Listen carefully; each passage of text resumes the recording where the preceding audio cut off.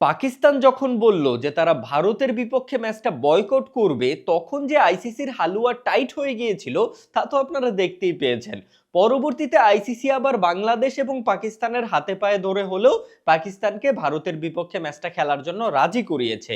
কিন্তু কথা হচ্ছে, বাকি কোনো ম্যাচ নিয়ে আইসিসি এত বেশি মাথা না ঘামালেও ভারত বনাম পাকিস্তান ম্যাচ নিয়ে আইসিসি এত বেশি উদ্বিগ্ন কেন, সেইটার কিছু নমুনা আমি আপনাদেরকে বলছি। ইন্ডিয়া ভার্সেস পাকিস্তানের এই ম্যাচটা হতে যাচ্ছে কলম্বোর প্রেমাদাসা স্টেডিয়ামে, যার সিট ক্যাপাসিটি মাত্র 35,000। কিন্তু এই ম্যাচের টিকেটের চাহিদা 10 গুণ বেশি। অর্থাৎ এই স্টেডিয়ামের, প্রেমাদাসা স্টেডিয়ামের সিট ক্যাপাসিটি যদি 35,000-এর পরিবর্তে 3,50,000-ও হতো, তাহলেও সকল টিকেট বিক্রি হয়ে যেত। এই ম্যাচের টিকেটের এত বেশি চাহিদা রয়েছে যে ম্যাচের টিকেটগুলো ব্ল্যাকে বিক্রি হচ্ছে, তাও প্রায় 5 গুণ বেশি মূল্যে। অর্থাৎ যেই টিকেটের মূল্য আগে 10,000 টাকা ছিল, সেটা ব্ল্যাকে এখন প্রায় 50,000 টাকায় বিক্রি হচ্ছে এবং মানুষ অহরহ কিনতেছে। এই ম্যাচকে কেন্দ্র করে যেহেতু ইন্ডিয়া এবং পাকিস্তান থেকে অনেক বেশি ট্যুরিস্ট শ্রীলঙ্কায় প্রবেশ করেছে, তো কলম্বোর হোটেল ভাড়াও প্রায় 5 গুণ বৃদ্ধি পেয়েছে। যেখানে আগে কলম্বোতে এক রাতে হোটেল ভাড়া ছিল $100 থেকে $150,